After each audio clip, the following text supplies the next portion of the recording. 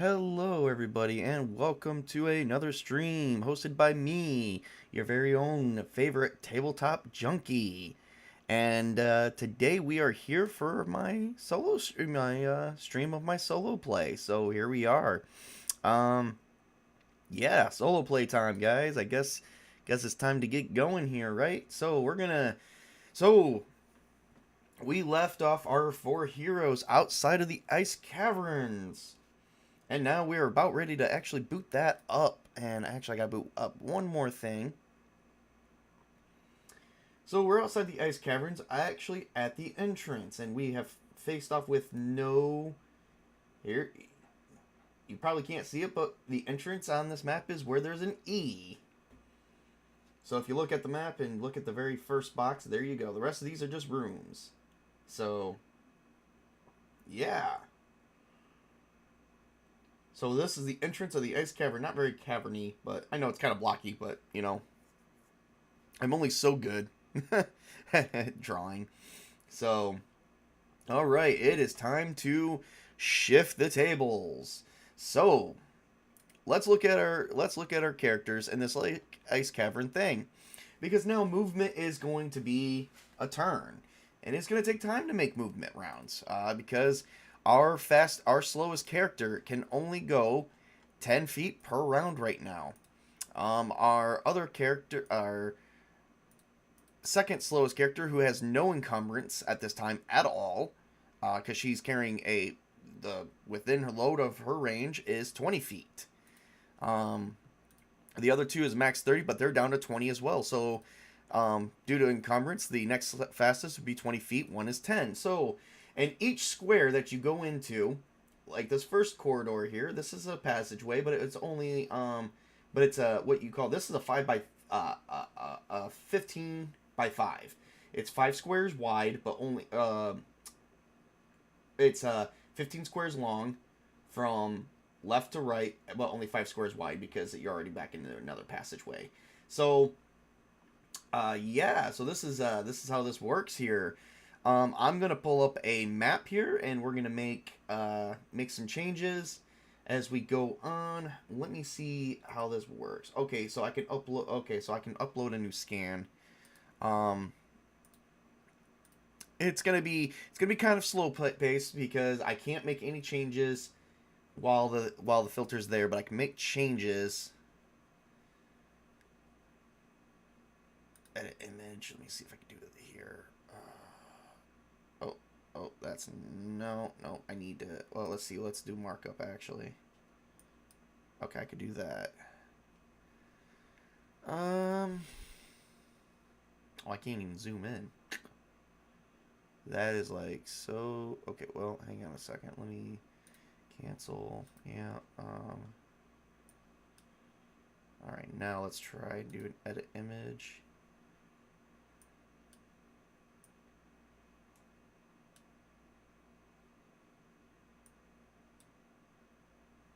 All right, now let's do a markup. Okay, cool. So I can make markups right here. All right.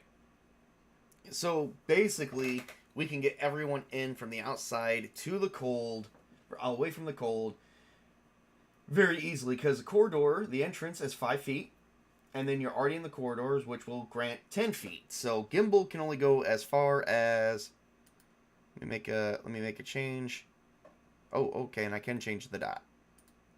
All right. So Sir Brian's red. Leah's blue. Or no, Gimbal's blue. Okay, you know what? Sir Brian is going to go ahead real quick, just to show you. 5, 10, 15, 20. How far he can move in a turn. So is Leah.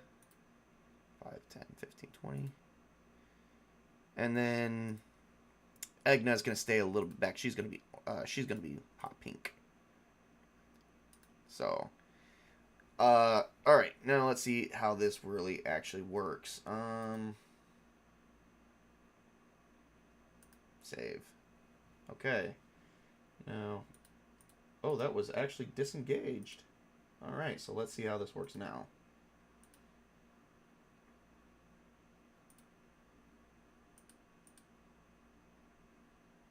Oh, it's not working now. How terrible.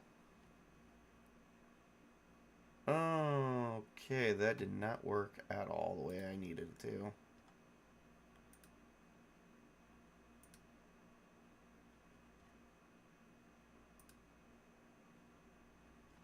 I think I cut everything off. Whoops.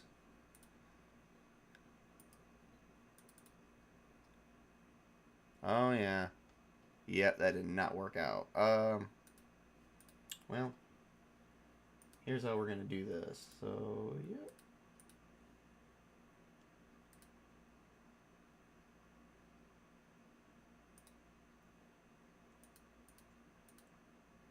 Oh, and the program does not like it, so I screwed up the program, everybody. Now we can't see anything. Whoops. Let me see if I can undo all of that. Oh, Lord. That's rotate, so that's useless.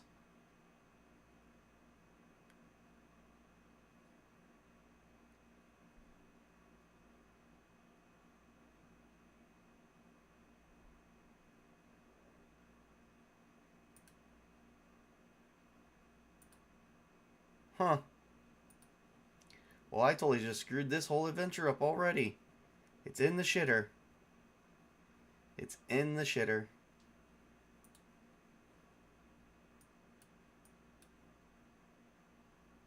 Alright, hang on a second. Let's see here.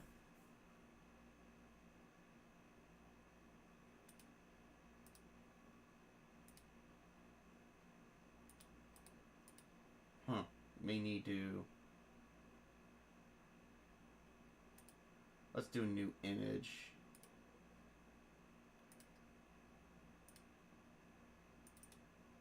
Okay, here we go. Still in the crapper.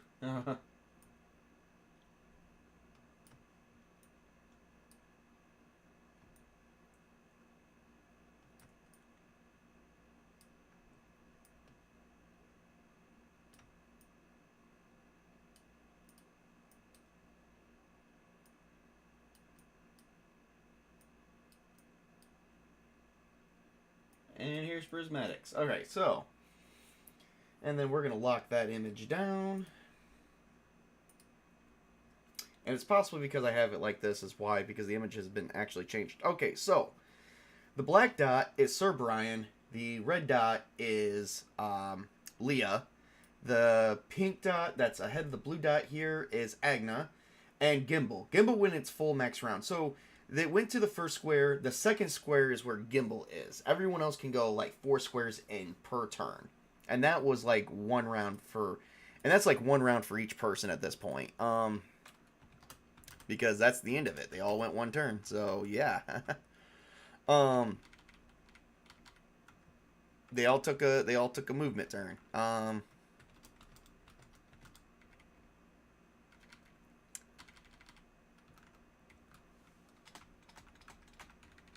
Alright, so with that being said, that is where we're at for right now. Alright, so I will have to upload the visual effects every so often, and then eventually I'm going to have to recopy a new map, because I cut part of the map off permanently without realizing I did that. So, Gimbal is getting a little bit left behind. So, the party has already figured out that they're going to have to actually stay a little bit behind for him to do it. So they're only going to be able to do as many rounds as far as Gimbal can do it. So the other 3 can keep up. Agna didn't even go her first turn, so her full first round didn't even do that. So she didn't do a full movement. So when you don't do a full movement, it's up to the GM with what he does with that. We're not going to do anything with full movement right this minute, because unfortunately, I don't really have a chart for that when someone doesn't go her first movement. So when you do that, you can kind of hold 1 turn. Wow, you sounded very enthusiastic. yeah, I kind of destroyed some shit. Anyway, so Gimbal can only go 2 squares an entire round. So how many rounds? So the question is, how many rounds do we need to make it to the first room? So that way Gimbal is not being completely left out. Well, everyone's going to have enough time to make it in there if Gimbal makes it through the box just below the number 1. So let's see here. So 5-10, that's 1 round for Gimbal. 5-10, that's another round.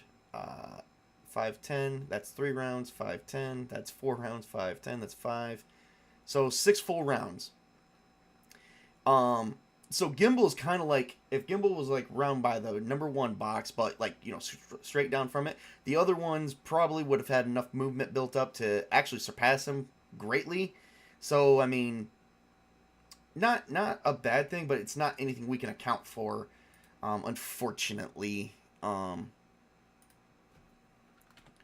Really nothing we can account for right now. There's no way to clock that, unfortunately. That's really sad.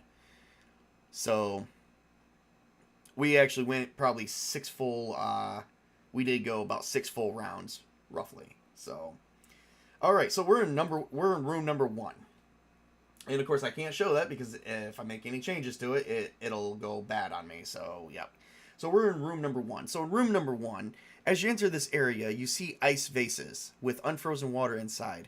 No way in or out, but looks like to be filling up from the bottom. So on the sides is vases, like imagine flower vases that is made out of ice, and you see like water moving around in them, like bubbles and stuff. That's basically what they're seeing in room number 1. There is nothing else here. Leah has decided from here on out that she doesn't trust the whole situation, so Sir Brian, of course, is going to go ahead, but Leah is going to start sneaking around a little bit. She's going to try and see if she can move behind the vases or hide behind the vases while moving silently around them, just to make sure that nothing pops out and ambushes them. So she's going to try and get the drop on the enemies first, if there is any. So she's going to move silently, which is going to be a dexterity plus 6, and there's really no hindrance right now. So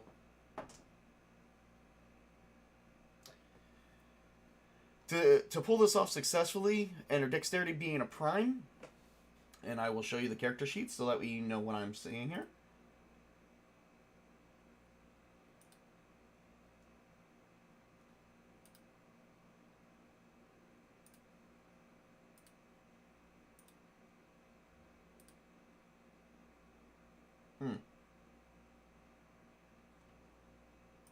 There we are. Alright, so Leah, she has, as you can see with my cursor, we have her dex. It is a black dot. She's got a 16 with a plus 2 score. She rolled a 15. So for this, it's a D, so we follow this rule here. It's a D20 plus the mod plus her level. So she actually got 17, 18, and then she gets a plus 6. She actually scored a 26 on this move silently. So she's moving silently to the second room very carefully, but she's hiding behind stuff. She is going to roll as in the same movement. She's kind of going to be rolling a hide check too, which honestly is dexterity. Pretty sure she's hiding pretty well. So we've got 15 on that. So she succeeded on both rolls. She's good to move. So she's hiding and moving silently at the same time. Now that counts as 1 full turn. Granted, she took 2 actions, 2 skill that would actually count as 2 skill actions. So she already took 2 skill actions. Now, which is fine because not everyone's gonna do. You can do more than 1 skill action per the castle keeper. That honestly would be up to the castle keeper. For me, since we have 4 players, 1 skill action to a max of 4 skill actions counts as 1 round. So she already took half a turn's round. So this took her a moment to find a decent place to hide and move quietly in to get herself through the corridor into room number 2 without being detected.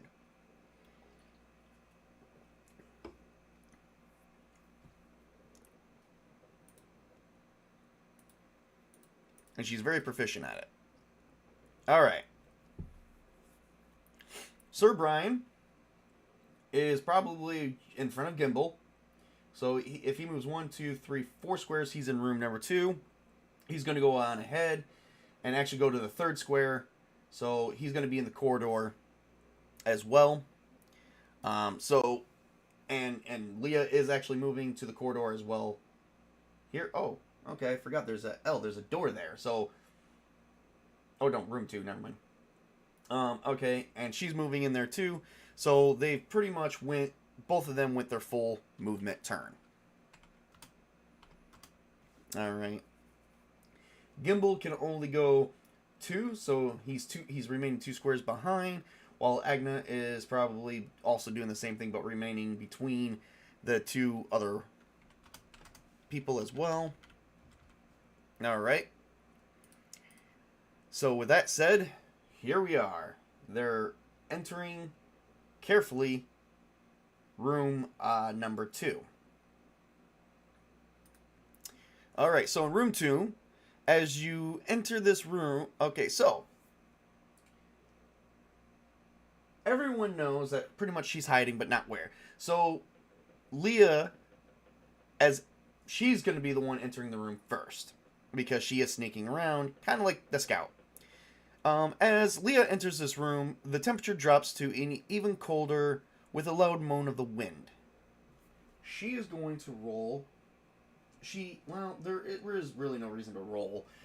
She's not going to roll anything, but she noticed that there is a room full of orcs occupying this area. However, she may not be able to tell anybody about the room full of orcs. There is currently, how many orcs are currently here? There's 5 of them. So they're outnumbered by 1 orc. Alright. So they got a room full of orcs, and they need to they got to take care of them somehow and move to the next one. But Leah cannot, but with her being in the room and hiding behind vases, she is somewhere between the wall to the wall. So this is a 15-foot by 20-foot long room. Unfortunately, if she raises her voice, she will be detected. The orcs are going to roll a notice check to see if they notice that someone snuck in. Now, she did get a 26 on notice. That is a wisdom check. Very fortunately, because she got the 26, she gets to add her level to the difficulty that the orcs got to roll, which is a level 1. All right, so the orcs are going to roll a d20. They have to score. They're not proficient in wisdom at all, so this is a notice roll. Even listening is wisdom, and they're crappy at it. They got a -1, so they're going to roll 18. No, it's going to have to be. They're going to have to do 19 or better, but at a -1, they actually can only do it by a 20. Oh, hey, T-shirt. Prismatics, Jace. Oh my god, like everyone's here. Oh my god, everyone is seeing me play with myself. Yes, I made that joke. Who cares? I know Prismatics was going to do that. Hey, Priz, did you show everybody the birthday card I made you? I made you a birthday card. Oh, and you know what? That's okay. Because if you don't, I will. So, since Prismatics is actually... We're going to stop right here for just a moment, because it is Prismatics' birthday, everybody. So if anyone who sees this and you guys see Prismatics, please wish him a happy birthday. Birthdays are very, very special. And I'm actually probably the worst. If you don't want anyone knowing your birthday, or you don't want anything specially done, I am the worst person to tell. As most of you guys probably don't know, I fairly recently just suffered a loss in my family. So birthdays are very special, because no matter how old you are, death does not discriminate. Doesn't care what age you are. It's when it comes for you. But without dragging it down much further, because I like to keep happy streams going, I'm the worst person to ever tell, hey, it's my birthday today. It's like, don't ever tell me it's your birthday if you don't want nothing done. Because yeah, you're gonna get something from me. You may not get a big party, but you'll get something. So let me see here.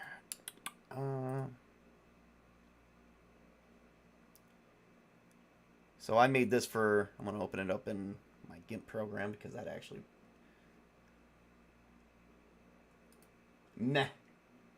Don't mad me, man. Don't mad me. I'm a crazy son of a bitch. And yeah, I said that too. So, alright. I'm going to call this Prismatic's birthday. So yeah, yep.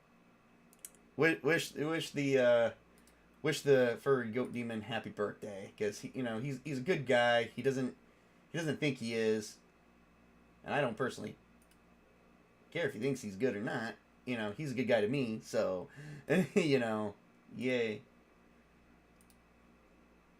Window capture. Here we go.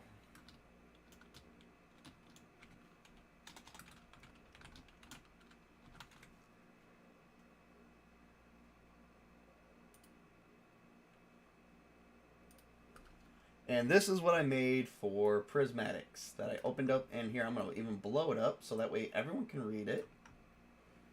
I got this photo off the internet. Everyone always makes fun of him for being the gay furry goat demon, because it's kind of like his avatar. So I made this for him because he's a good guy. It says Happy Birthday Prismatics. I don't like how my name turned out, but it says from Tabletop Junkie, and I have my little logo in it. So, there we go. There we go. I'll just gotta, I'm gonna set that like right there. You know what? Maybe I'm gonna move it right over here. There we go. I'm gonna just, there we go. Happy birthday, Prismatics. And I'm gonna leave it right there. I'm not even gonna do anything with it. I'm gonna just leave it right there in the stream. Alright, so anyway, so the orcs, because of the success of her sneaking in the way she did, she is going to add her level. Now, in some cases, if she succeeded but not that great, like if she was well within the realm of a potential succession, I wouldn't even use her level as added to the difficulty. Especially if it's within, like, say, 18 or something like that. It's like, oh, she snuck in there, but just ever so barely. You get to choose, and that's the greatest thing about being Castle Keeper. You get to choose your different grades of success. So, here we go. The orcs are going to roll. And my God in heaven, please tell me I can... Okay. Hang on, everybody. I got a stupid... Oh, for God's sake. Right into my stream. Guess what, Priz? You just got promoted. Prismatics doesn't know this, but he just got promoted.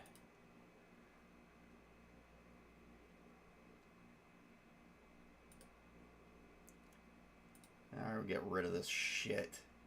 Fucking bot.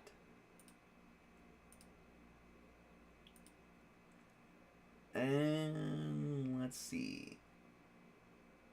Yep, you're now my moderator whenever you're on stream. And you know what? I'm gonna make Jace one too if Jace is still here. I'm gonna definitely add him. And there we go. That's all I can see for now. There we go. All right. Yep. Yep. So you keep those bots away while I'm talking. So that way, remember, I got your happy birthday card right there that I made for you in the corner of my stream. So, all right. So these orcs are unproficient with wisdom whatsoever. They have to actually score a natural 20 to succeed, and they definitely didn't get that. So yay me. All right. So Leah basically is in there now without alerting the orcs, because if she makes a sound, it would actually give away her position. So she's got to somehow get a message out to them not to come in. But at the same time, there's really no way of doing that. So the only way to do that, honestly, would be is if Sir Brian maybe, I don't know, kind of snuck in on his own. I mean, that is kind of very difficult because he's a knight. He's not very sneaky. However, once again, the greatest thing I like about knights is you don't have to be that sneaky. he still has dexterity. Granted, he only has +1, but he could try and move silently in there as well. But he has nothing to really go off of, and his horse is outside, so he can roll a 12 or better, and they failed at a notice roll, so they don't get another roll. So he can roll. So he's gonna roll a skill to see if he can try and get in there and maybe come up behind the orcs or just something. He's just gonna sneak in there. And he got a 19 completely. So he only needed a 12 or better to do it. Even with the orcs, and they failed, so they don't even see him at all. They don't even notice him. They're talking amongst themselves in a circle. Because it's like, how would orcs not notice if they're guarding a room? Well, it's very easy, unless they're talking to each other in a circle.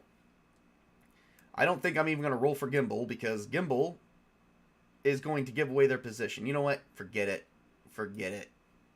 We are so probably going to play that out, because I like it when players give away positions sometimes.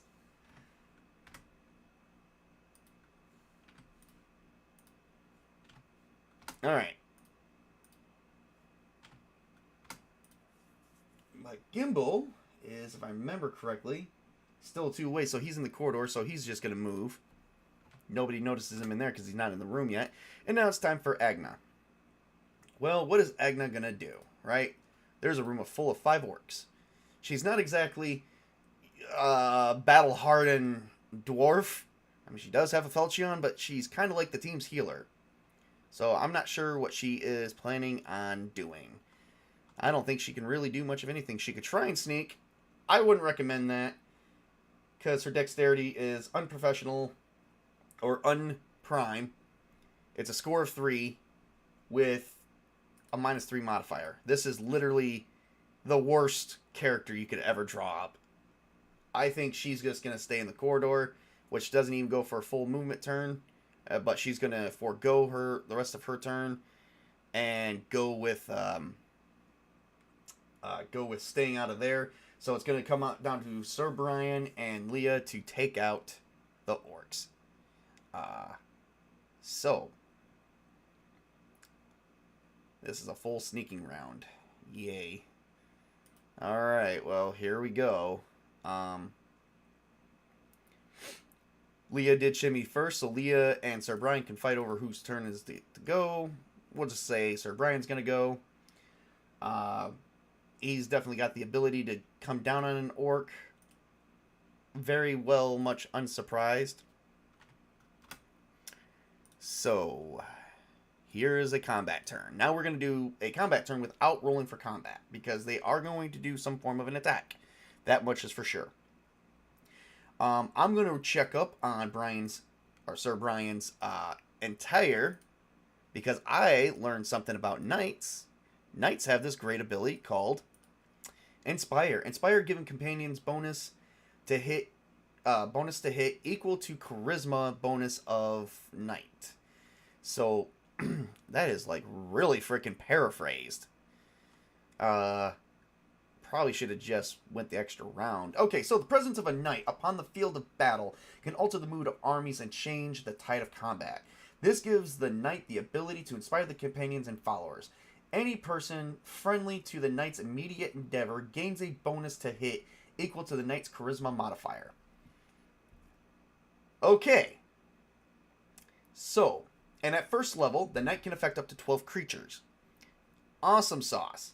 So, what this means is when it's Leah's turn, as long as, no matter what, as long as it's Leah's turn, Leah gains a plus, because my charisma, Sir Brian's charisma, it has a modifier of +2. Leah now has a +2 subject to hit bonus with the dagger, which makes it a full 1. Not much for damages, though, but, who can blame who, right? Right. So, alright. And she already gets a bonus, and I think she already gets a bonus for back attack, because she's going to stab him from behind. Alright. Which now Leah has decided she's going to take her turn first, because she's going to do a back attack, and then Sir Brian's going to distract all the orcs, attack another orc, and distract all the orcs so she can sneak back into position. So they actually have a fairly good favorable tactic here. When you kind of do tactics like that, I am for one would give definitely bonuses for that as well. Especially if you come up with good successful teamwork. That is how teamwork would work. So hopefully my players are listening and going, man, Tabletop Junkie is doing this really good, because, hopefully we do it. All right. So with a back attack, it would be a +4. They gain a +6 because of the Inspire Charisma. She is inspired by him because they're friendly. They're part of the same team. And it gets to do double damage. Whoop-de-freaking-do. Let's see how well this works. Leah still has to roll her dagger. She got an 18 to hit. Alright, so now she gets to roll a d4. d4 minus 1. Which comes down to a 1. And then only counts as 2 damage. Wow, that kind of sucks.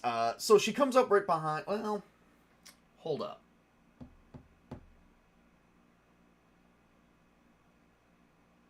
Nope, that does, well, hang on, 17 plus 6. 20, 23. Ooh, she could just slit the throat. Go right behind the orc, slit the throat, which would count as the neck. Hey there, Witch King, nice to see you. So, this could work, it'd be very difficult. She would suffer a -8, or basically speaking, she would suffer a -8 to do it. She is going to go for the throat, which is a cold shot, -8 to the bonus roll. But once again, she has a for this, it would be a d20 roll, plus she gets a +4 to hit, with a +2 from Brian's Charisma, so that's a +6. -1, so it's a +5. So she's got a 17. Add that 6, that'll be a 23, 22, and then she has to -8 out of that, which I think comes right to 14. Yes. Which actually does kill an orc, because she has to get it 13 or better. So she comes up right behind the first orc, and she slits the throat of the first orc with her dagger, doing 2 points of damage. Now, you're probably thinking, well, how does that work? Well, I'm going to explain that to you. Whenever you do a cold shot to the head, or whenever you do damage to the head or the neck region, as long as you do half damage, it kills the orc. It has to do half of the normal HP. If the arms and the legs suffer a quarter of the HP, so if I wanted to just, it's very possible she could have just went up and only did 1 point of damage and went after one of the arms, she would have severed the arms. So if the legs and arms is 25%, takes 25% damage, it is severed. If the head takes half damage, it is beheaded. If the torso takes full damage, it is dead. So the only thing special out of that is that. That is why I use the critical to hit locations. But she did a cold shot, which unfortunately she scored only a 14 instead of a 22. Because there's -8 to that, which actually comes to the armor class of 13. Most people, when they do the cold shot, would have to actually call that out there before they roll, and not after. But, it is, we're still kind of learning here, and I'm trying to teach, so that's how that works. Probably a horrible teacher, but hey, get what you file for, and you guys all filed for me. So, alright, well, that orc is dead. However, the only crappy part is, oh, hey, look at that. It's like, oh, hey, look at that. There is an elf rogue in our midst. Well, let's see if Sir Brian can at least distract them, and she's going to roll another skill check. as they're distracted. Because they don't even know where Sir Brian is right now. So, Sir Brian has the jump. He doesn't get anything like back attack or anything, nor does he get a bonus for his charisma. So he gets a normal bonus. He's just going to come up right behind an orc and call it a time. All right. So, for this one, he is going to draw his longsword. And holy crap, he missed. So now Leah is exposed. Sir Brian is there, and he's exposed. So yeah, this is bad already. All right, so Gimbal and Agna just come into the room. So now it's gonna be full on initiative rolls. So, ain't that some shit? Now it's full on initiatives, and we go from there. All right, Orc's got. All right, so turn order, and I wish I had a way. I need to find an app that does turn order really, really good. All right, Orc's got an 18. Sir Brian has probably an 18 as well. Good news is he does. So Leah has a 13. Gimbal has an 11. And Agna, oh god, has a -2. She rolled a 1. So she goes last anyway. So it's going to go Orcs, Sir Brian, Leah, Gimbal, and Agna. So Orcs and Sir Brian can go first. Sir Brian's probably going to try and take the turn to keep the initiative rolling. Because there is 4 Orcs left. So there's going to be 1 for each character all in here. So, and I gotta start adding in Orc stuff because, hey, look at that. Orcs are part of the issue now.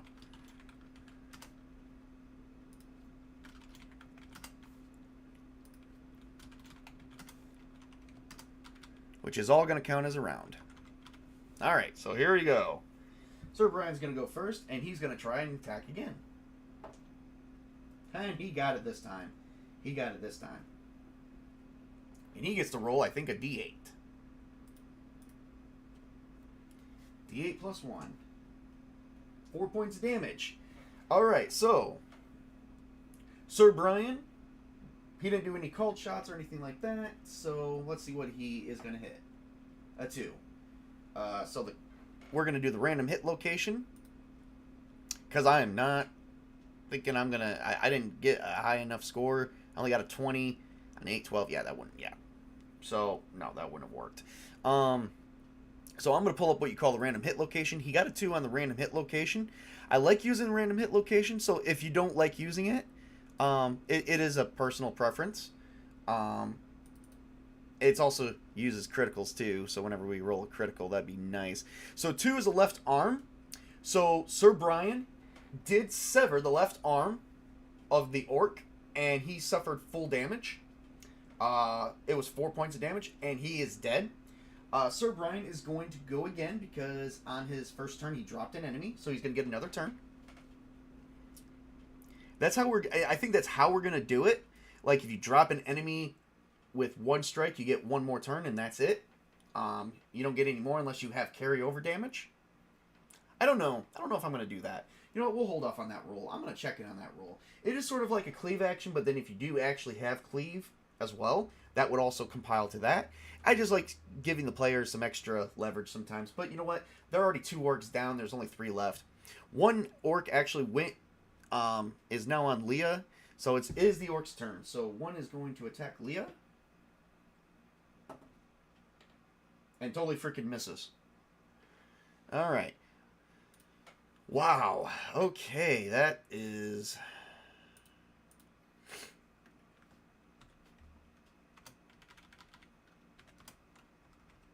Alright.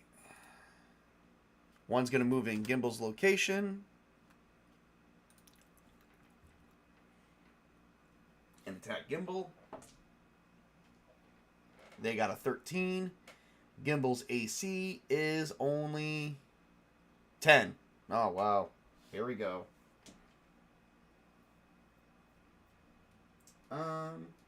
They get to roll. What's their damage die? 2d4 plus 2. Oh, boy.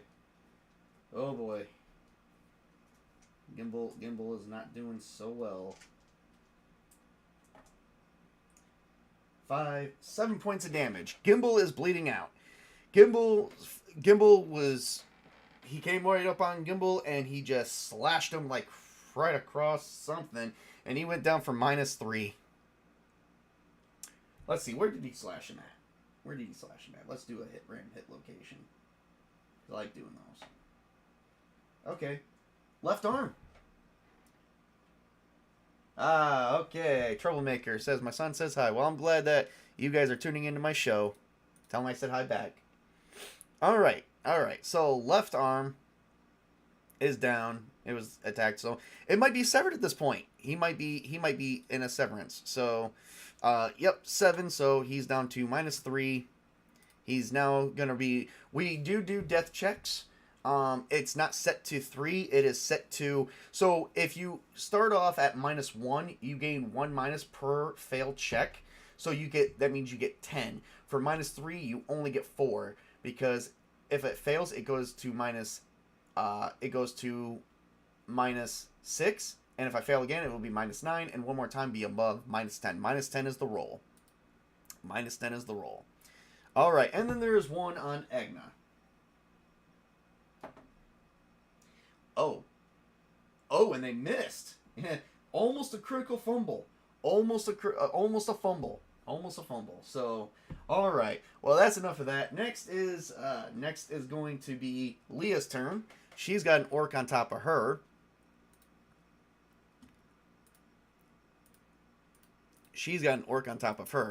And so she's got to get rid of that guy. She doesn't know how she's going to do it. She doesn't really have anything that's going to really work. So I guess here we go. She is going to strike with her dagger. Oh, you got to be kidding me, right? 9. Okay, so she misses. That's no good.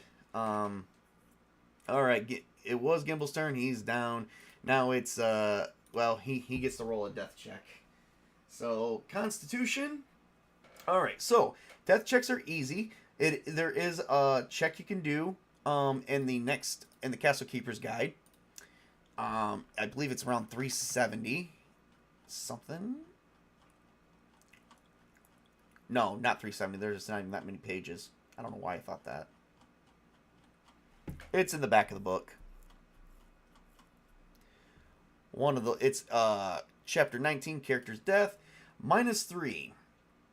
He can drag himself, halting speech, drag oneself. Okay, but his physical attacks are reduced to half. And if you want to do negative HP impact, if anything, if he loses a limb, if his limb is considered lost, it'll be probably that. But he didn't take all that damage all at once. So, all right. So all he has to do is succeed at a Constitution roll, and the bleeding stops. He's got a 19. He only needed to get, an 18. He beat it by 1. Alright, so he is down for the count, but he managed to stay alive, and he's able to get himself off the battlefield a little bit, dragging himself away. He's not going to be able to do much of any attacks. I mean, he could, but I'm not going to make him do that. If anything, maybe a spell of burning hands. But right now, he is still up. All right, and then there is Agna. All right, so Agna's got an orc on her. She's going to move in position, which she's not outside of the reach of Gimbal. She's going to help Gimbal out. Yeah, I think she's going to help Gimbal out. Ooh, what can we do? All right. Ooh, she doesn't want to do that. She's going to try and just attack that orc hit to that attacked Gimbal. Natural 20! We're going to roll and see what the effects are. And another natural 20. 2 natural 20s. Hoo-hoo-hoo. She moves in position to save Gimbal. She rolls a full 20. Ooh. Wow. Could be called mad, couldn't it? Alright.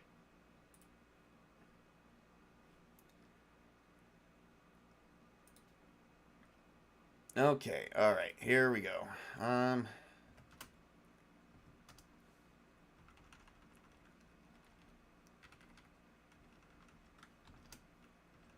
Gotta move some stuff around. That would count as a skill roll. This one doesn't. This will count as an attack. And a movement. Alright. So, Agna pulls out her Falchion on 2 natural 20s. Now, what that means is she unsheathed her sword and in one turn slashed it right through the orc. And the other orc must have been coming in her position because she ripped right through that orc and into the other orc for exactly 40 points of damage. Now, each orc only has 4 points of damage, so she, in a sense, got in front of Gimbal, drew her Falchion, and went right through the orc's gut, coming out of his back, and going through the gut of the other orc. Now, unfortunately, she's not well within... They were pretty close to each other within, like, maybe 1 square. So, because the other ones are kind of, like, in the corner, maybe, or around this door, she probably is not going to be able to do much more than that. So, she already took out 2 orcs on her own. So,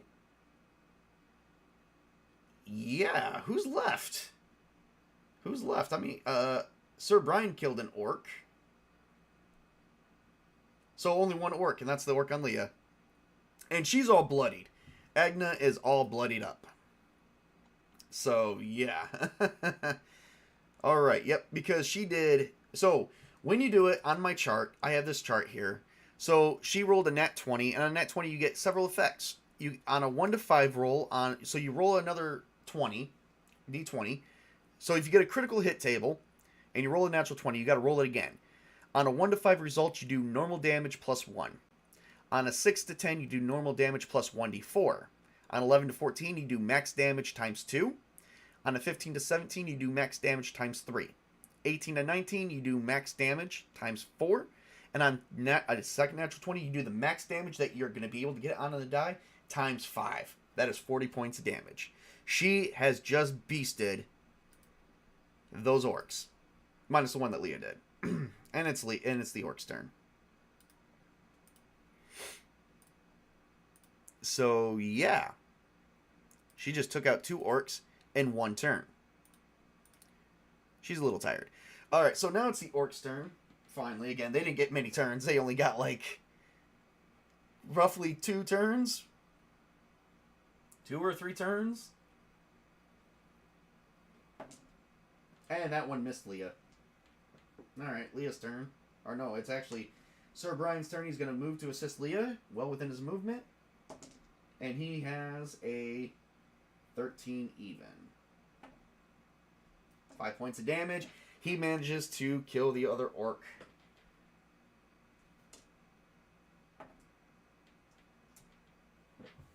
By slicing off his leg, I'm willing to bet. It's a 6 result on a random hit table. So, nope. Right back to the torso, right through the spine. And the orcs are dead. Now, Gimbal can't really move anywhere until he gets healing treatment. So they go to this little corridor here while Agnes and Gimbal. Sir Brian and Leah notices that this door is locked. So whatever is on the other side of this door is the doors between them, and that the only other way out is through the entrance. So they pretty much got a nice fortification. If they know that since there's only one way in, one way out besides the locked door, they probably think this is a pretty safe place to hide. Each orcs does grant them, if they try to loot, which they can loot, each orc does grant a treasure of level 1. So we are going to put this on a treasure note. We're going to call it a loot pad. because I'm going to open up a notepad and we're going to call it a loot pad, that they have received treasure level 1, and we will discern what that is at the end of the game. Or at least at the end of this session.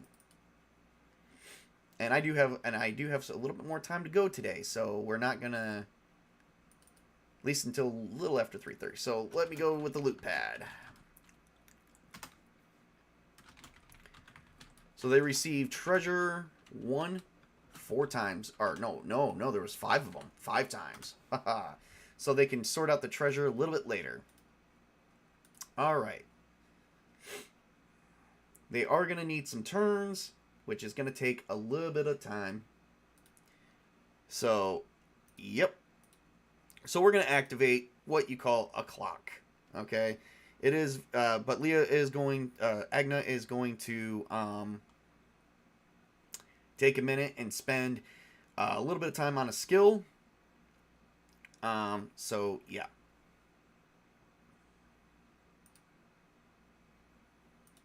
She has a skill called Heal, which is more of a focus skill. It's not really a secondary skill. Like I said, I have a list of secondary skills, but I've told many of my players many times if there's a skill that's not there, I will try and see if I can make it happen, depending on what it's used for. Alright. So she's going to roll her Heal to try and bring back at least, make sure that the bleeding is stopped and give him something back, at least 1 HP. And of course they're going to need to use bandages, and the only one who has bandages is Sir Brian, so he's got 1 use. He's allowed 1 more use, and then I got to denote it down to 0. Alright. So, to heal him would not require much of a challenge level at all. All she has to do is succeed at the heal check, which is Wisdom. But she has a +1 modifier for Wisdom, so she only has to do 12 or better. She got a natural 1. Okay. That's not good. Natural 1 usually resides in... Okay, there's a huge issue here. She accidentally cut him, so he's back down in the negative modifiers again. So she don't know what happened. She probably made that, so she's gonna have to do another roll, and that still isn't doing anything. All right, 1 more roll. No. She's out of rolls for that turn. That took a while. He is bleeding out all over the place, essentially. He's got to do at least another death check.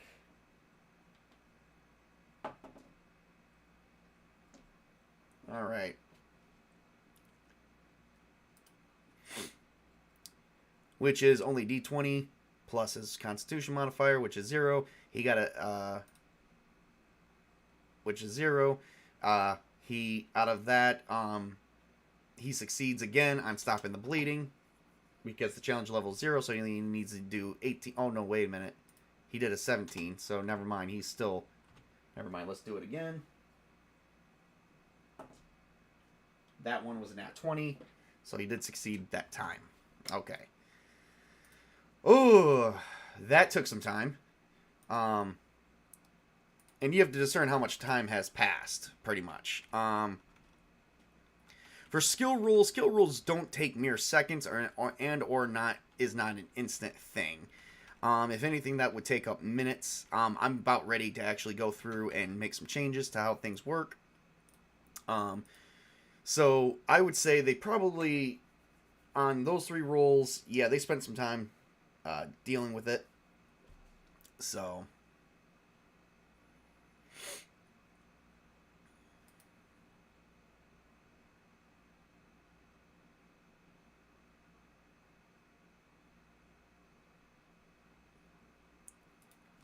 Alright, and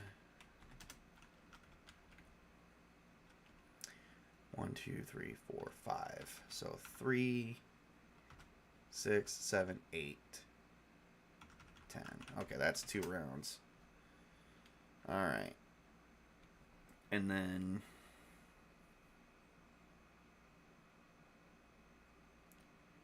10, 30, 10, 20, 30, 40 minus 3, that is 37, 38, 39. Ooh.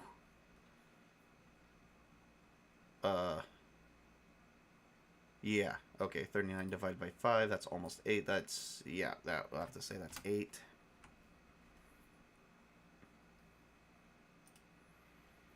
And then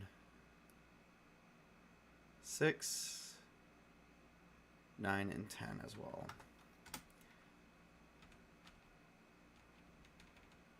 Alright. And like I said, I'm going to have to make some changes with how that works.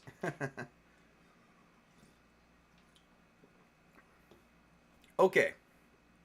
So it is safe to say that they spent so far trying to heal and keep everything going. They have very easily spent an hour. 1 hour of the day. They woke up this morning. They already spent 1 hour of the day. They got 7 hours left before they need to rest. Unfortunately, Gimbal is going to need a full 8 hours of rest right now to recover all of his hit points. I believe that's how that would work. Let me check to see what a full rest gives. Go to the index. I love the index. Let's see. Full rest. Full rest. What does a full rest give? R-E-S-T. I love doing these things. And, you know, if you ever feel like you always resort to the book and, you know, you always feel like, oh my god, I can't believe I do this. Don't feel so bad because I do it too. You just want to make sure that you make everything kind of realistically and not too easy for your character, for your PCs or your player characters. So, yeah, I'm kind of like that. I don't want to make things ever too easy on them. You know, I want to make sure that they have a challenge and that they're having lots of fun. I mean, I know checking in on this, doing what I'm doing, kind of does not help things none, but, you know, hey. You know, if you know, it's to keep things flowing and fresh. So this does give the players time to figure out what they're gonna do. Try 224.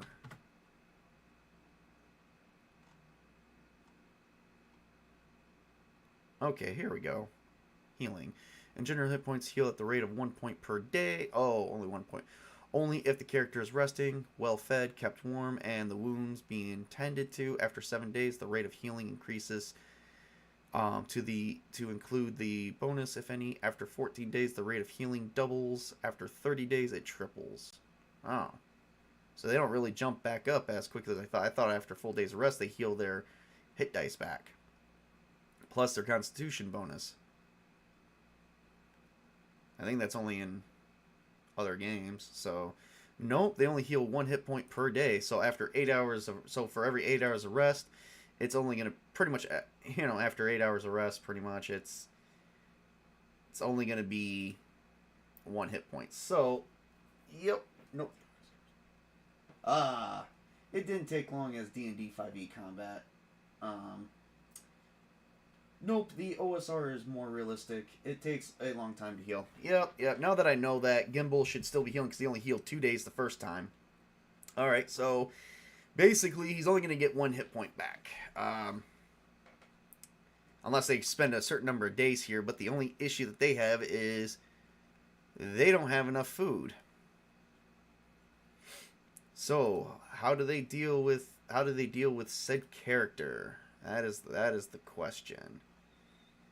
And unfortunately, the cleric does not have any healing spells. The cleric spells is detect magic, detect poison, and purify food and drink for level 0. Level 1 is bless water and command. So, yeah. So this is we're gonna have to figure something out for this, and we don't have any cure light wounds. I guess Gimbal is gonna have to take the better part of a day and heal before they go there, so that it's only going to be 1 hit point. And they all lose a ration.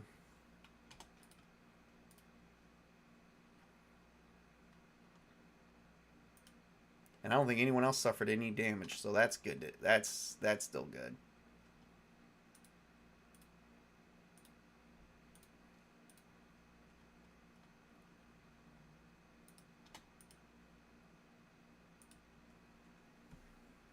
And they're all going to lose their water because they got to remain hydrated.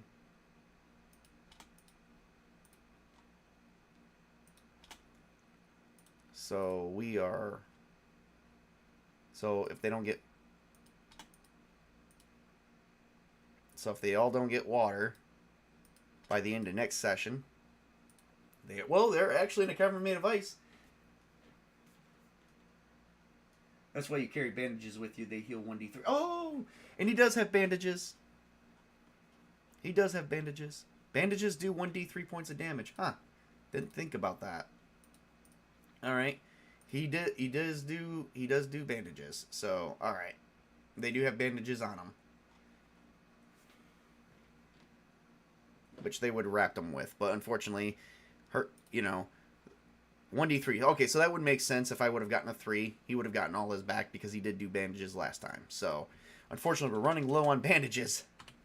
We only have like 5 of those left. Alright, so 1d3. I'm just going to roll d4 minus 1. So he heals another 2. Awesome sauce. So he's at 3 points. Alright. He's still not at full health, but, good enough. Alright, so he's back up after one single day of rest. Okay. Well, let's see. How much time do I have? We still have enough time to breach this room, the 3rd room, and see what it is, but not much to go past the 4th one. So we have 2 choices here. But first off, we're going to breach the lock. So it is going to require a lockpick. And the only one who has that, and the tools to do it, is Leah. So here we go. She has open locks, just a basic dexterity. So let's see here. Alright. Alright, so all she has to do is succeed at it. And since it's a dexterity, she only has to do a 12. 12 or better. So let's see what she gets.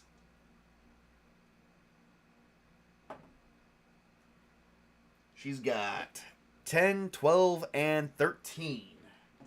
13 total. She breaches the lock, and they move into the 3rd room. So after the lock, once you enter this room, it is occupied by raiders. Once the door is unlocked, they will be aware of the presence, and it's not an option to sneak or a possibility. And the raiders look, elf female. That's the first person they see, and she's probably going,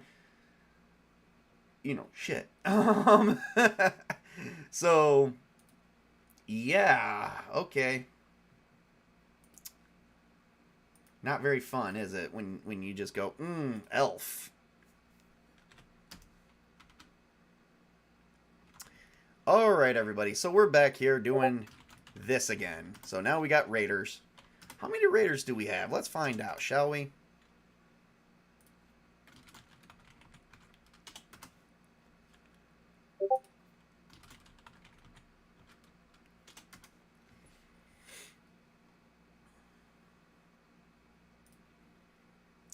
Raiders. Okay, raiders for the solo play. I get to roll 2d4. That's how many raiders are in the room. God help my characters. 5. Only 5 raiders. Okay. Sir Brian, of course, and you guys are going to see something kind of funny. Sir Brian, of course, is going to come out and say, "Steadfast, lads and woman. We are going to vanquish these enemies." And of course, Leah thinking of a movie night tonight to celebrate Prismatic's birthday peeps. Okay. Awesome, Jace. Awesome. So, Sir Brian is, of course, speaking in a tone, and of course, Leah's going, why are you talking like that? We are just going to probably kill them. If not, they're going to kill us first. And of course, she can't sneak. She cannot sneak. But Gimble's up. Gimble's having fun. They've already been in this whole dungeon for a day. So, alright, time to roll for initiative. Again, back to the initiative. Oh, hey, Raiders got, like... Raiders got 4. That's it. Alright, so Sir Brian... He's got an 11. She's got a 6. Gimble's got a 5. And Egna's got a 12. Okay, so Raiders get to go last regardless. So it's going to go Sir Brian, Egna, Leah, Gimble, and then the Raiders. And there's 5 of them. Well, Sir Brian is going in, and of course he's going to charge the enemy. Why? Because he can. I wonder if there's anything special for charging an enemy. Let's find out. Combat... Narrative of combat. No. I just want to do, what happens if... Okay, charging. When charging, a character proceeds a melee attack by rushing with the intent of using their momentum to inflict greater damage on the defender. A charge attack results in a +2 bonus to damage inflicted, but imposes a -4 penalty on the attacker's AC for the entire combat round. This charge must be announced prior... Okay, well, we just announced it. Well, he gets a +2 to charge attack results and a +2 bonus to damage inflicted. So do I get a +2 and then another +2 bonus? That's how we're going to count that. That's weirdly worded. So Sir Brian, of course, is going to... Oh, wait. He technically is supposed to go second. No, forget it. He's going first because I said so. So he gets a +3 to attack, which is 16. The Raiders' AC, I think, is only like a 12. And it is. It is. Awesome. So that's freaking cool. And then he also gets to do another 2 points worth of damage. So D8 +3. 9 points of damage. So he charges and boom, and goes right through one of the Raiders, sticking them, like he goes right through one of the Raiders. Literally like how Egna went right through the stomach. He goes right through one of the Raiders, basically dismantling them. Or dismembering them. Dismantling. That's for robots. Dismembering. He's dismembering one of the... Yeah, he dismembered them. Since he just attacked and he just took one out, I'm going to allow... And he is close to 1... No, we're not doing that. Because that was the only one, 9 points of damage. So, nope. So, one Raider's already dead. Nothing left of him. He went right through the torso. Alright. Next one is Agna. So, Agna, as much as she hates to do this, she is taking her god's holy symbol, which is the head of a jackal. She's praying to her god. She's going to pray to her god.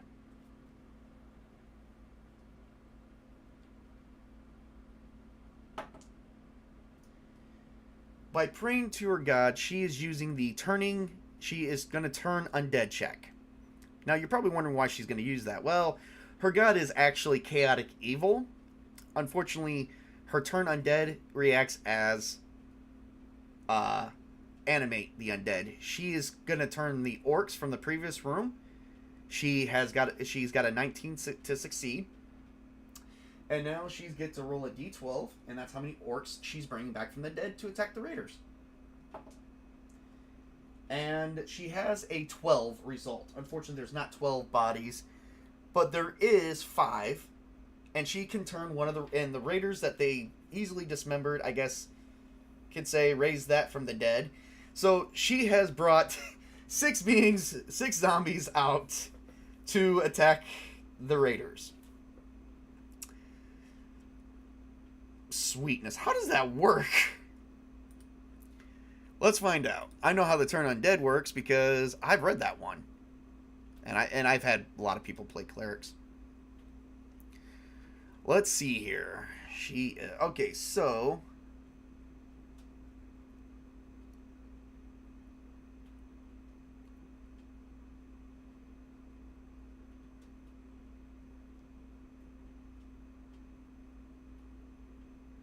can turn undead or control them.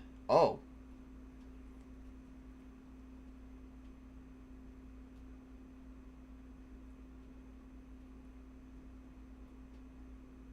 Evil clerics can also turn paladins. Turn undead is covered in the turning undead. Wait. I don't think that's meaning resurrection undead. So let's find that out, shall we? Because if so, she's going to totally do this.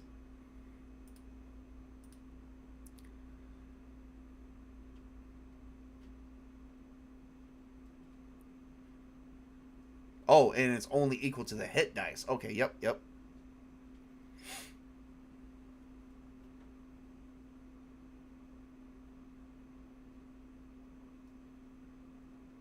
The only exception is that newly arrived creatures of the same type.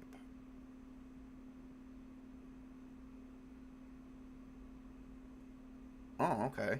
Essentially, Cleric has one chance to turn each opponent in a combat or 24-hour period, which each opponent being composed of the group of undead of the same type. Oh, okay, so orcs or raiders.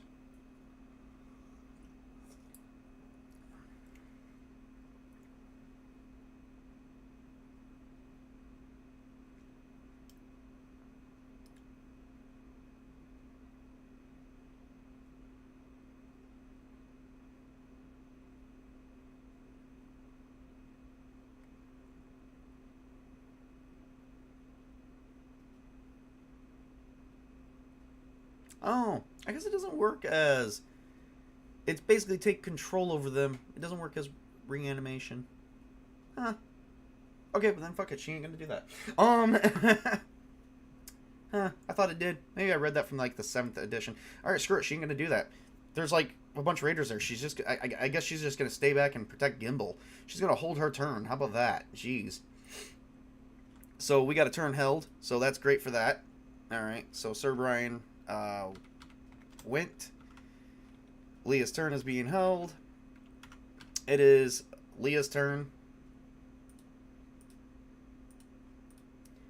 Alright.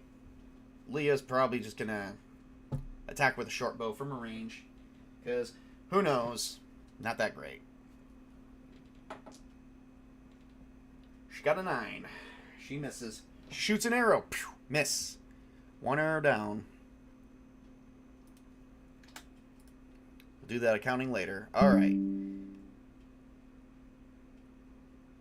Alright. Now it is Gimbal's turn. Alright, everybody. What is Gimbal going to do? Gimbal is going to use his Burning Hand spell. Why? Because it's pretty much the only thing he has that's worth a damn. And... he can probably, if I remember, it was 5 foot. He has to be within 5 feet of them, and he can attack 2. It's a 10-foot length with a 5-foot length with a 10-foot wide cone. So yeah. So that was a miss, and Gimbal's gonna do that, and Leah can take 2 turns. So yep. All right. So Gimbal's gonna do that, and it's 1d2 plus 1 damage. I think. I'll just roll it. I think it's 1d2. Plus 1 per level. Let's find out. Magic. Spell lists. Wizards. Here we go. Burning Hands. 1d2 plus 1 per level of fire damage. Alright, so...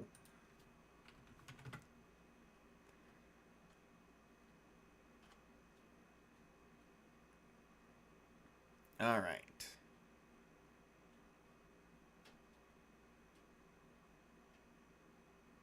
Oh, okay. Well, they're wearing... I think they're wearing leather, so it's kind of flammable. So... that's 2 points of damage. That's 3 points of damage. So, he ignites 3 of them. Whoosh! they're still alive. These baddies are not so easy to kill. So, all right. So we have one raider dead, one raider with 6 points of damage, another raider with 6 points of damage, and let's see. There's 5 of them. So we got 2 raiders that have 9 HP still left. So, and Agna's still holding her turn. So there's that. All right, raiders get to go. Now, obviously, they're going to try and climb on one's definitely going to try and climb on Sir Brian, because, hey, that guy totally, like, ripped apart his best friend. Okay? So, like, that's an ordeal for him. So he's gonna take him out with his dagger. And he got a nat 20. And he got a 9. Alright. So, nat 20 and a 9 is normal damage plus 1d4. So, alright. So he hits Sir Brian automatically. The party is going to have to go back to civilization because they won't be able to dust a dragon in one session. I know, right? I know. Alright, so. What? Oh, God. I keep flipping through pages here. So, I got to roll 2d4.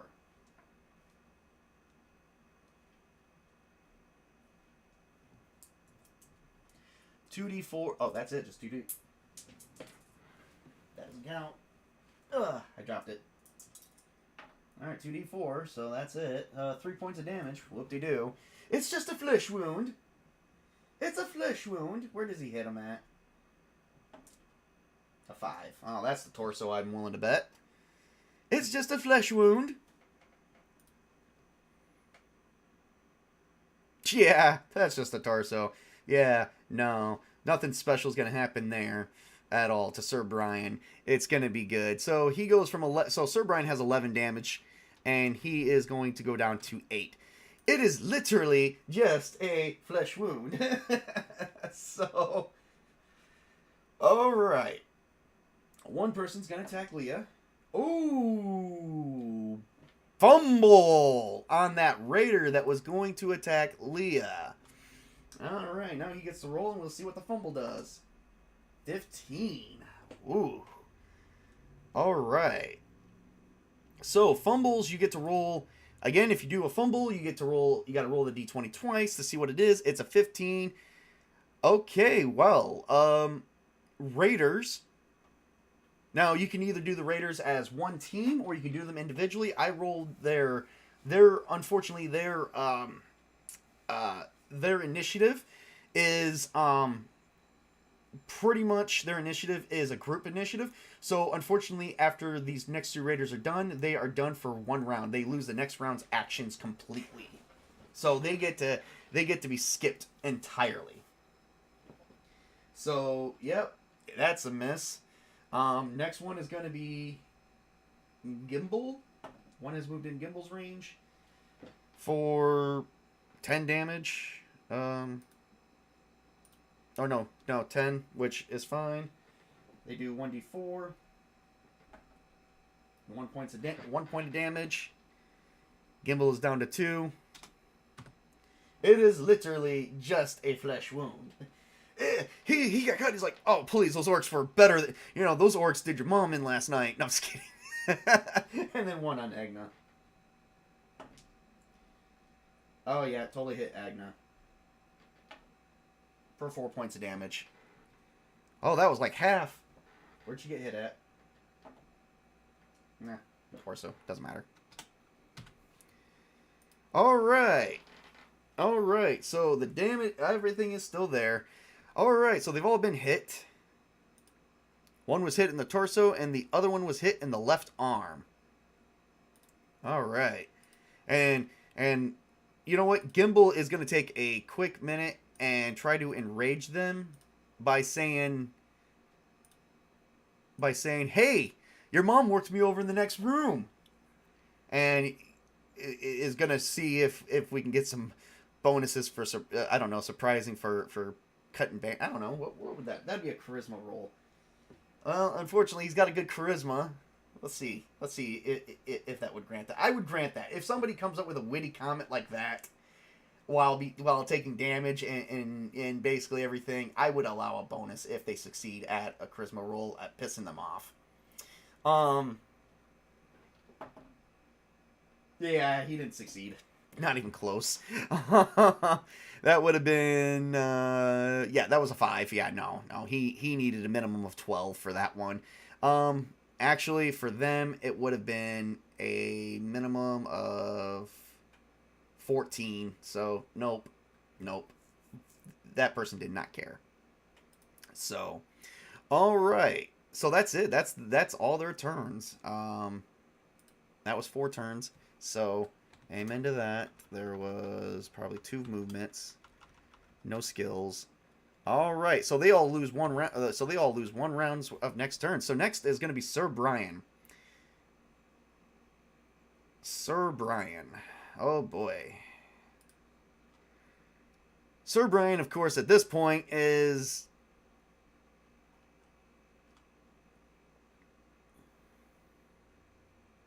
you know what? I wonder if deception would work. You know what? Screw it. No. Maybe if it was a last-ditch effort. Maybe. Okay, so Sir Brian is going to attack again. Alrighty. Nat 20. Woohoo! And a 1. That, you know, when you get that, when you roll a second one and you get a 1, it's very, on a Nat 20, it's very freaking, because that's only a +1 additional on top of my normal damage. That's always freaking disappointing. So I get a 1d8 plus 2. 5 points of damage. Alright. So that means 1 raider is down to 4. And then another raider is at a full-blown 9. He slices that raider. Where at? It's a 3. Which I believe is the right arm. 1/4 of that, 2, 4, 6, 8 would be roughly 3. Oh yeah, he severs that left arm. Alright. Alright, it's the right arm. So they have a right arm that is severed.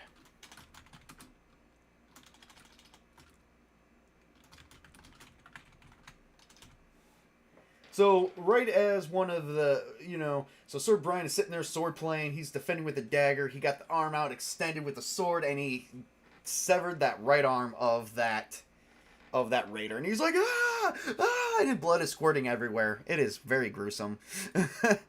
Alrighty, and so next one will be Agna's turn. Well, Agna can't turn really any undead or anything, so you know what? Let's see how badass she's gonna be this time.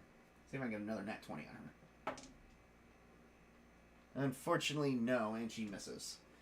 Alright, and it's gonna be Leah's turn. Leah is going to shoot her damn bow at the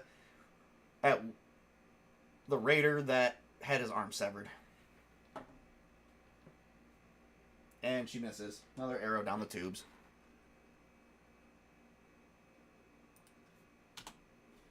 Oh, no, that's the wrong one. Alrighty.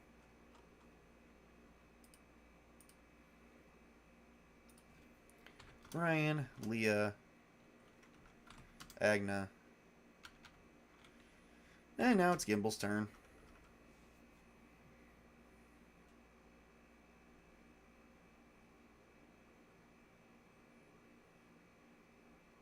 Alright.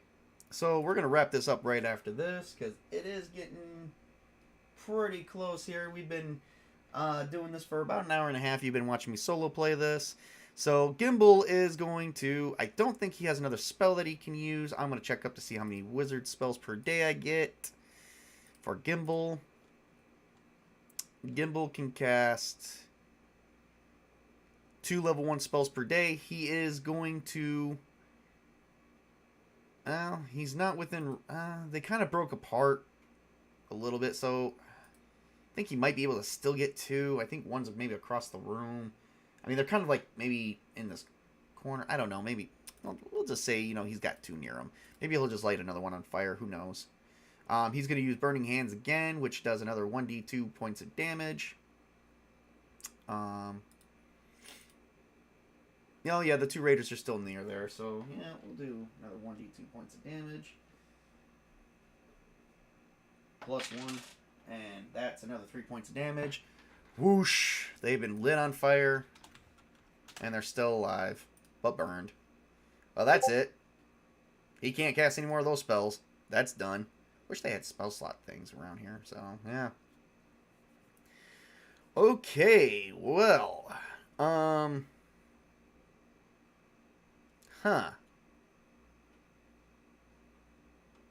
Well, that was it. That was uneventful, so yeah. Okay, well. Alrighty. Now, all the raiders get to skip their turn. So they lose out on this round. There's only 4 left anyway. So moving back to Sir Brian again. Alright, so Sir Brian gets to go again. And I think, yep, we still have 4 raiders still alive. He's still got that one with a severed arm. So let's see how well he kills that guy. He misses. That's awesome. Alright, let's see what Agna does. Agna's going to attack one of her guys. And she misses too. That's freaking awesome. Well, it's Leah's turn. She's going to attack the one with the severed arm. And she misses as well. I guess Gimbal is just going to friggin' hit him with a stick. He's got a staff. He's going to hit him with a stick. And he misses there. Oh, wow. Look at that. All those turns just wasted for no reason at all. Wow. This is terrible. So, alrighty. Alright, so now the Raiders' turn. And there's still 4 of them. Alright. Well, the one that Sir Brian's been attacking, unfortunately, he suffers. He only has 1 arm. He is kind of probably suffering a little bit. I don't know if they would count, but we'll see. We'll see what he gets. On a roll, he got a natural 1. Wow.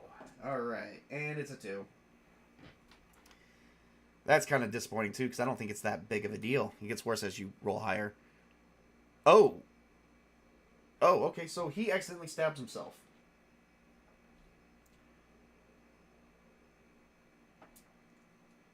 Alright, for 2 points of damage.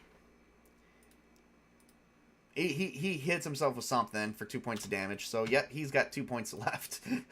Wow, okay. And then we're going to roll for another one. Oh boy, Leah gets attacked for 17. That's a hit. 2 points of damage. She is down to 4. Gimbal is going to get attacked for... Oh, nothing to speak of. And then Agna. Oh yeah, she gets to hit for another 1 point of damage. It's just a flesh wound. They're still... actually, they're still pretty good. I mean, they're still pretty good for giving this. Yeah, you know, they would suck taking on a dragon, I'll tell you that much. Alright. So this is definitely... This battle's gone on long enough. Sir Brian is going to attack.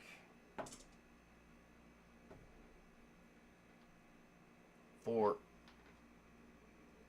a 12, which does hit. And he does 5 points of damage on the guy that he severed the arm on. So we got another dead raider. Alright, Agna is going to just attack a raider that is just not getting attacked at all. And she does exactly... Oh, she hits for 2d4 points of damage. Amen to that. 3 points of damage. She attacks with her Falchion. Cha! And she attacks for 3 points of damage. She got an 8, so I don't know what that is. Random hit location table suggests it is the right leg. Oh, she severs the right leg of that guy, too. Because that's 1/4, so 3 points of damage. That's 1/3, so yep. Right leg is severed. Which means now he doesn't get to add, which means now he's more prone to be hit. Because that does weaken his, because he can only move with one leg. Unfortunately, that means he doesn't get his dex bonus for his armor class, which they do get. So, and that's all they have. So, yep, now he's easier to hit. Awesome. Well, I guess that works, right? Alright. And now Leah is going to, once again, use her bow and arrow because no one is near her that is attacking Sir... Oh, wait, that one is Sir Brian's dead. Yep, the one near Agna is not near her, so she's... Even so, she has time to back up. And she is going to attack with her bow. Again, with the bow. Because that really gives her a good chance to hit. And she misses. Again, with the... How does she miss that? 7 point... Oh, wow, you know. She misses. Another arrow. Gone. Wasted. Oh, no. And then...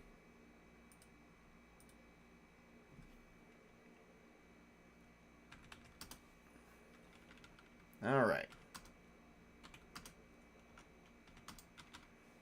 And now it's Gimble's turn. Again, I don't know what the hell he's going to do. He's going to attack with his staff. He's going to be like, let me at him! Let me at him! I'm not... Yep. And he misses. Oh, for crying out loud, these people. How does this keep happening? I don't know. There's only 3 left anyway. So, one person is going to attack Gimble and misses. The other person's going to attack Leah. Or not Leah, Agna, and misses. Wait. Agna, nope, that hits. For another 2 points of damage. Okay, she's starting to feel the damage. She's starting to feel it. She's starting to feel it. All right. And the next one is Gimble's turn. Gimble's going to get hit for...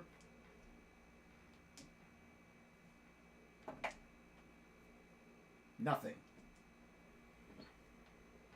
Yeah, nothing. All right, Gimble survives. They missed him. Yay, woo, yay. Yeah, let's be all happy about that, right? Alrighty. And we are looking at...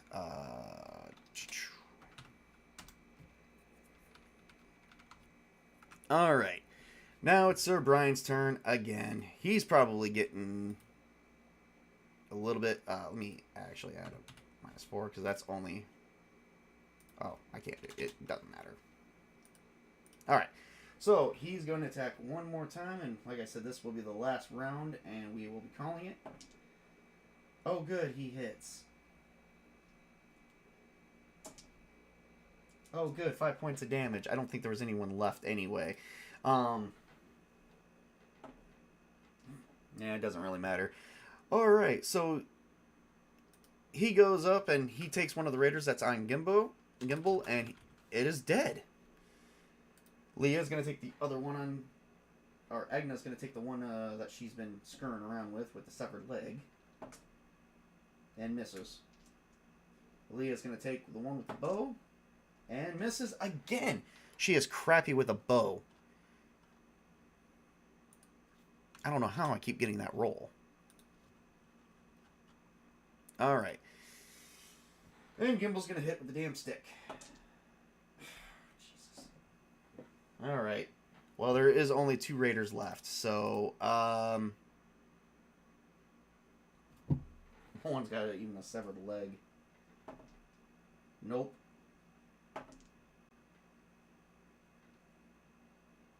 And yeah. 2 points on Agna. Agna is down to -1 and is bleeding out. On her next turn, she gets to roll a death check. Whoop-de-doo.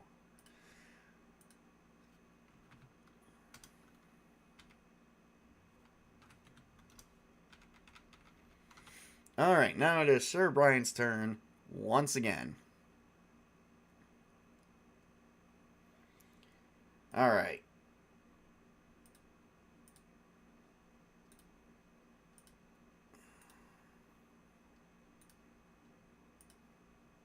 Sir Brian is going to take a minute. And to wrap this up, Sir Brian's going to take a minute and go, stop, everyone. Let's stop fighting. There is only 2 of you guys left. We have more of us with only 1 person on the ground. You will die if you continue to fight.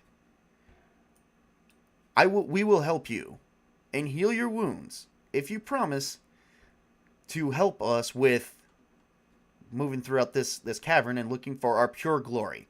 We'll take the riches, but we'll leave you alive. But we will still help heal you. Join me. Under my leadership, I will protect you until my charge is done. Or until I discharge you from my service. Go under my service, and you will not die here. He's given them an out. And this would count as his charisma score. Okay, so with them being enemies, they do unfortunately get to add their level. The challenge base is going to be 12. There is 2 left. So, but with their current level being a 2, it'll be a 14. So 14 or better, and he's got them. All right, so yeah. No, even better, because I'm using a skill that I do have a proficiency in. It's going to be 11 plus 4, or no, 11 plus 2, so 13 or better. So 10 or better on the dice roll, and they fall under my leadership, and they will not attack. And that's a failure. They're going to keep attacking. Well, that was a useless turn. But hey, you know, shit happens. So, alright, moving on. And that was a combat turn too. So, yep, moving on. Alright. Agna's down. Leah is the only one left. She is going to shoot her bow and arrow again. Because she does more damage that way. So. And nothing. And Gimbal is going to attack one of them. And nothing. And now it's Raider's turn. I guess now at this point it's anyone's battle. Gimbal. Leah. Yep, nope. Okay. So Gimbal gets attacked again. For 2 points of damage. He is unconscious. Leah is missed. So, alright. Now it's 2 for 2. The battle is even. Sir Brian is going to attack his last one. And pray to God this actually hits. It does not. Leah? It does not. Damn it. Well, this is not looking good. This is not looking good at all.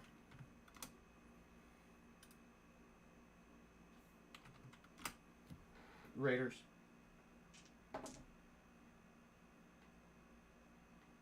No.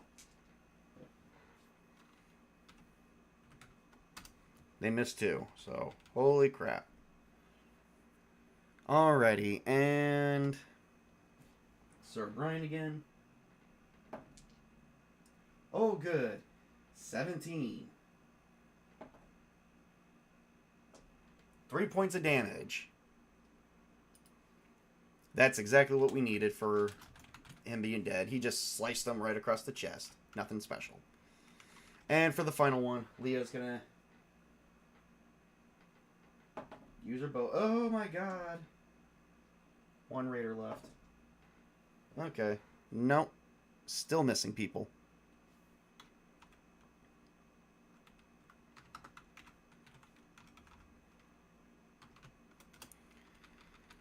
Okay.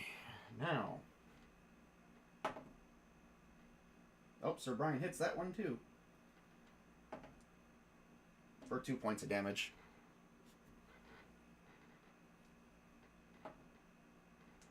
For the right leg. That is non-existent because it's that one. So nope, he's still alive.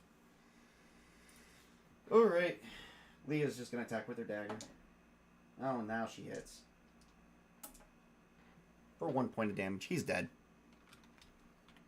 Alright, all 5 raiders are dead. Okay, so now...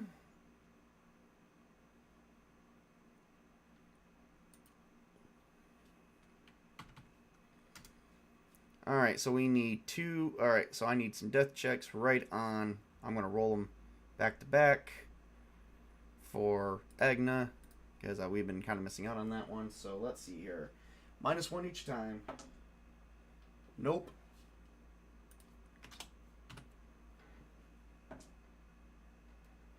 Nope. And... Nope. Okay, let's see if somebody could try and help her. Nah. Alrighty. Gimbal still has his bandages, and, you know, he's not bleeding out, so he's good. Alright, so Sir Brian is going to try and heal her. Oh my god, he's got to roll a 19. 19 or better would help her out with that. Oh my god, that is... Oh, wait a minute. Oh, yeah, 19 or better. Definitely, for sure. Oh, boy, on a wisdom check. Using bandages.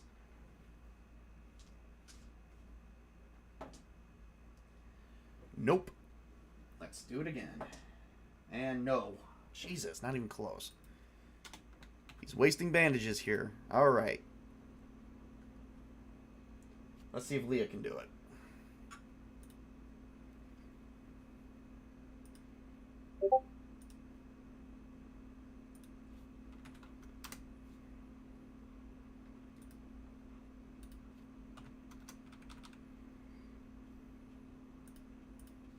Saving these characters really isn't worth it, huh? Alright, let's see if Leah can do it. She does have a better chance, but not really. Net 20. Awesome sauce. She got bandages on that wisdom roll. Alright, everybody. She's all bandaged up. Don't need to roll anymore. Alright, so who's got bandages? Gimbal's got bandages. Well, Gimbal's about to have some bandages. Yeah, Gimbal's about to have some bandages. No. Gimbal's not getting the effects of the bandages. Alright, well, they're going to unfortunately have to rest for another 8 hours. Or close to, for these two to even remotely wake up.